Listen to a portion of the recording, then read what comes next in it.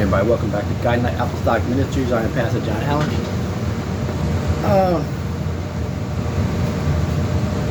Interesting time we're living. Before I get to a message, it's interesting how that computers have literally taken over our lives.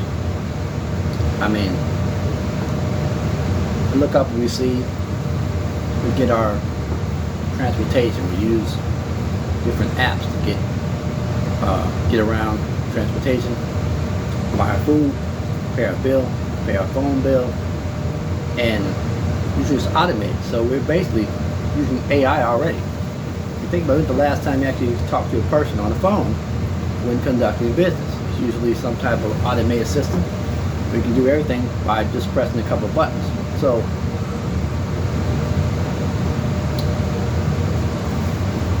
the Bible talks about elements burning with fervent heat, which means extremely hot. There's another word for nuclear weapons. So currently, we see those movies where they send something over or shoot these missiles up. They take them an hour to get here, that type of thing. I looked up. I said, man, they got a thing called a hypersonic missile. What's a hypersonic missile? A hypersonic missile travels at 1 mile per second. So basically, if one were to be, if God would let one happen, it would be instant utter destruction in the blink of an eye, technically. I mean, you think about that. If a missile would travel, a nuclear missile can travel 6 miles in 6 seconds. Think about that. So judgment would be instantaneously. I mean, in a lot of areas, it's going to be like that. The Bible's showing that it shows about things that denote some type of nuclear weapon is deployed in our age, in our time. Don't know where, but that's going to happen. So it's just like, how should we be in all manner of conversation? What does it mean, manner of conversation? Well, conversation has changed. It doesn't mean what it meant. It doesn't mean the same thing. Conversation was a term which meant Greek or Latin. When I go into it, Greek or Latin meant to manner of life, how you live. So that's what I meant by conversation. It has nothing to do with talking. That's not what it means. It meant like, how should we be if such events could happen so quickly?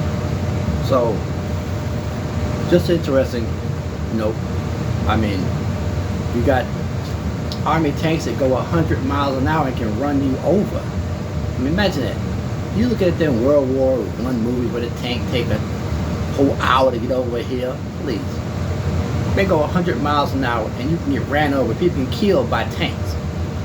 Ran over by tanks because they didn't get out of the way fast enough. They ain't back in the day with them tanks take all day to go over the track. That's all played out. It doesn't work like that anymore. Pardon my terminology. Much more advanced. But that was on my mind. Now let's get into my text. And remember, so elegant for you for all your clothing needs. Okay, you need something made. Like I said, you need something made or any type of need for clothing, any adaptations, alterations, or a complete makeover. Call 708-288-2972. Okay, with that, let's get into it. I'm going to talk about Nauman the Syrian commander. Now, it says, 2 Kings, verse 5. Now Nauman, captain of the host of king of Syria, was a great man with his masters and honorable, because by him the Lord had given him deliverance unto Syria. He was also a mighty man, but he was a leper. And the Syrians had gone out by companies and had brought away captives out of the land of Israel a little maid, and she waited on Naaman's wife. And she said unto her mistress, Would God my Lord were with the prophet that's in Syria, for he would recover him of his leprosy. And he went in and told his Lord, saying, Thus and thus said the maid that is of the land of Israel. So she said it was a prophet in Israel that could heal his leprosy. So in the same book, 2 Kings 5:9-14, he reads, So Naaman came with his horses and with his chariots, and stood at the door of the house of Elijah. Elijah sent a messenger unto him, saying, Go and wash in the Jordan 7 times, and thy flesh shall come again to thee, and thou shalt be clean. The prophet of God didn't even come out to see him. The servant to tell him, hey, look, go wash in the pool and you'll be clean. So many of us, because we're in positions and we got this area of pride, we want him to come out there and make a big show, how dare he just, have his servant to tell me what to do. I'm a commander and all that type of stuff. The pride got in the way. Let's read on. Watch this. The prophet just told him what to do. He healed from leprosy, which is a very terrible disease to have. The prophet came out and told the servant to tell him to go wash in the pool and you're cleansed. Okay. As simple as that was, his pride got in the way. And 2 Kings 5:11, it reads, But Naaman was wroth, and went away and said, Behold, I thought he would surely come out to me, and stand and call on the name of the Lord his God, and strike his hand over the place, and cover the leper, and cover the leprosy. In other words, he wanted a big show. Are not Abner and Pharpar, rivers of Damascus, better than all the waters of Israel? May I not wash them and be clean? So he turned and went away in rage.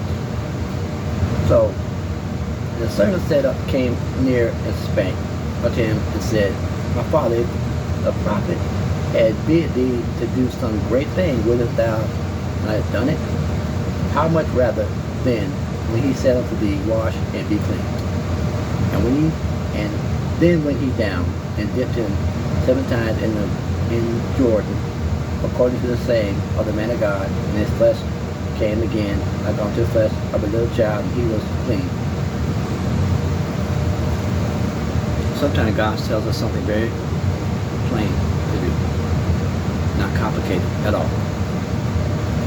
Because the areas of pride we have, we don't want to do it. Let's say you're looking for a church. Good Sunday, you want to go to church. You decided to go to church. You drive around. And God tell you, go to the church over there. Go storefront church. So you go, man, I got to go to that church. Of all the churches I could go to, I can't go to the big old church with the gigantic parking lot. It take me 20 minutes to walk into the church. I can't wear my fancy clothes. They can't see me in my nice shoes. I can't go to the big church. Why that little hole in the wall? See? But see, the blessing is in a lot of times that little church, that storefront church. See, we look at the show. We want the big church. We want everybody to, just pray and lay hands and all that type of stuff.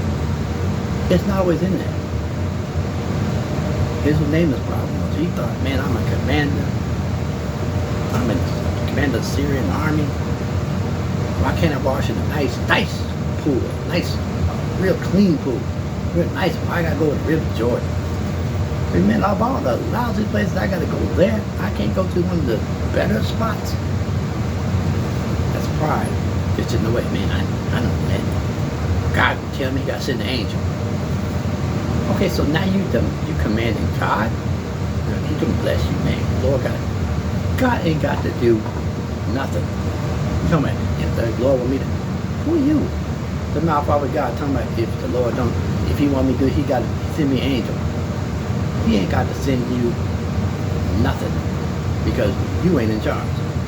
There's a one God on the throne, and Jesus Christ. It's not you. You subject. God ain't got to send you an angel. You got preachers and you got the word of God. If that don't do it, an angel of God ain't gonna do it either. You don't believe this? Lord, you don't believe an angel that's sent from heaven. That's just the truth. You don't believe the word, you don't believe an angel if you come to you. God will send you an angel. Are you so special God can send you an angel? No. Say it the same way everyone else gets saved. Through the word. Not just through the word, obeying the word. Then you get the manifestation of what's in the word. See, we like to quote scriptures. Then there's no manifestation. It's quote scripture. It's not that. It says faith without works is dead. It's not, yes, you have faith in the word of God. But see, you have to put some feet on that faith. After you get finished praying, you got to go out that day. Want that job, you pray for the job, then you got to go out there. Walk on the pavement and find a job. Yes, God will bless you, but you got to do something also. So once you get finished praying, go do something. Make those things happen. God bless you. Now move. Faith without works is dead. Being alone. So you got the faith. Walk in that faith. Operate in that faith. Operate in the gift that God gave you. There's a lot of pride going on. I have pride, same thing. Who wants to go to a small storefront? I don't go to a storefront church. I go to a big old church with, like $14 million for the church. Ooh, who cares? What's that got to do with anything? If you need a loan, you can't get a loan in the church anyway, so what are you talking about? If you get something that need, they're not going to help you. Come on, whether you should pray. Why everybody got to pray but the person's getting the money? You figure out, wait a minute, you go in the church a long time, you paying money, but then you get a deed, they tell you should pray. No, Pastor. Get the big book and write a check. The big, you don't talk about that big old book, about this big. Secretary got it, got the big old green check, write a check. Don't tell him have faith, I'm going to pray. No, he done prayed and God sent them to you. Write the check, stop being stingy. Pastor, deacon, whatever. That's not God, that's your flesh.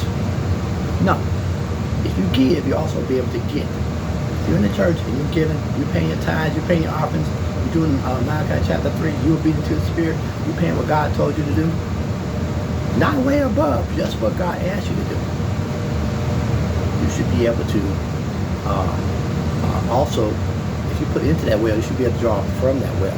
So it comes down to finances. You put into that finance, you also should be able to draw out of that. I mean, if something happens in your house or something, or your leaf, your roof caves in or something like that, or whatever might come up, there should be provisions for the people of God also, not just for the pastors, not just for the people on the roster.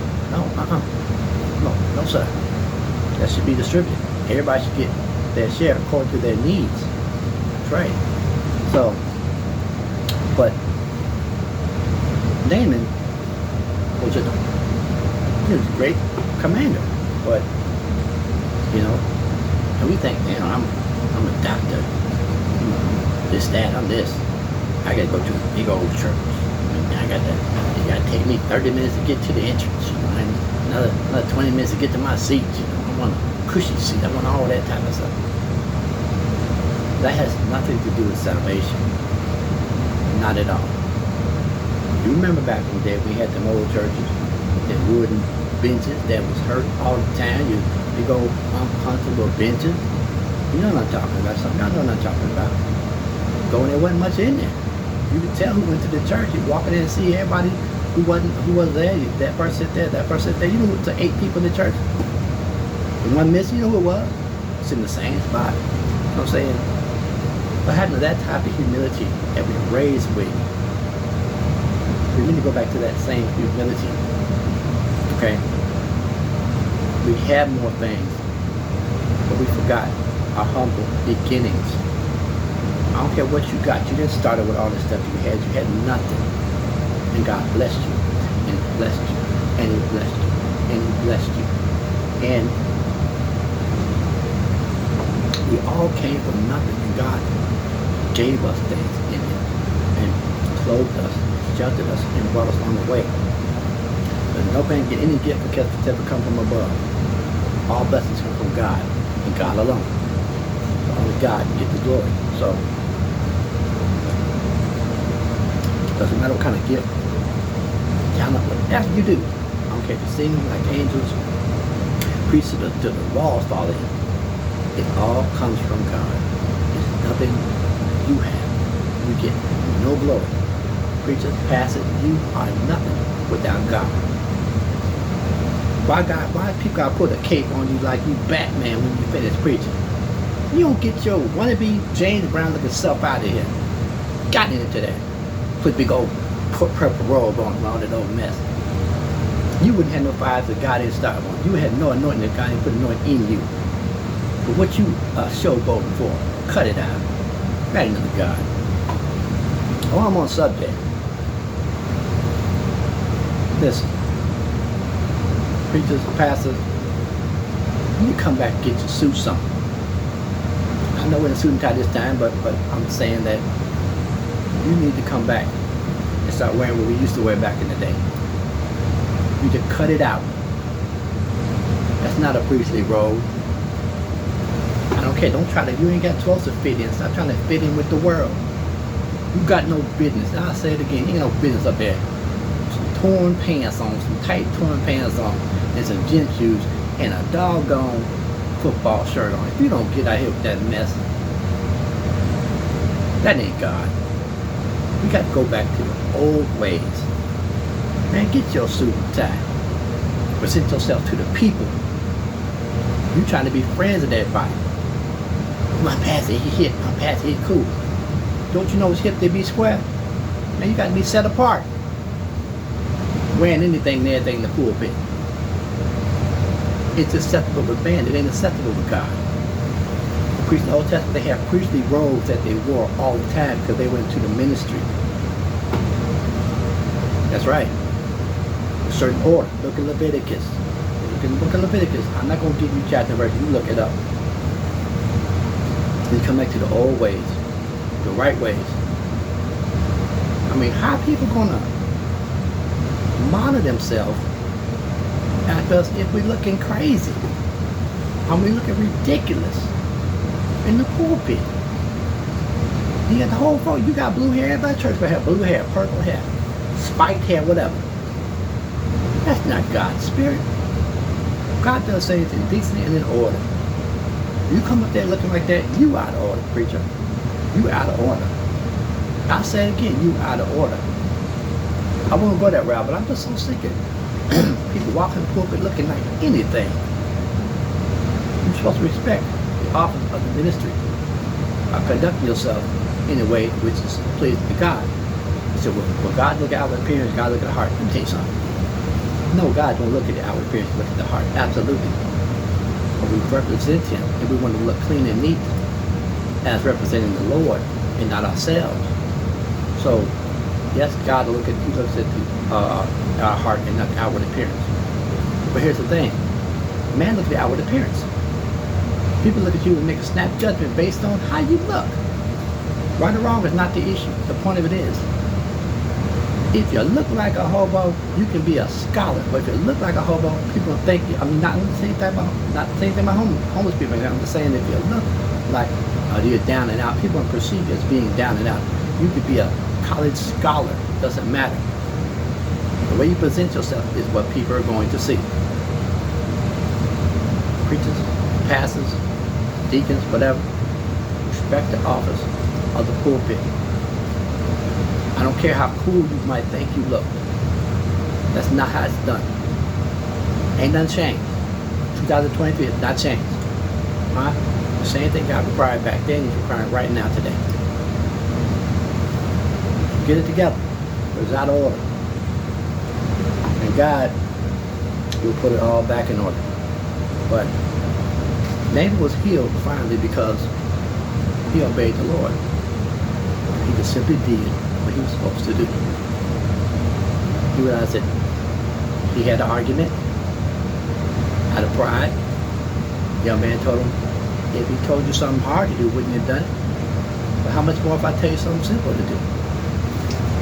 God don't tell us something hard to do, he tells us something real simple to do. We make a big case out of it. It's very simple. We ask God, God tells us what to do, that's the right thing to do. Just do it. Have any doubt? In the Word of God, confirm it. So, that's it. And I will see you next time. Be blessed.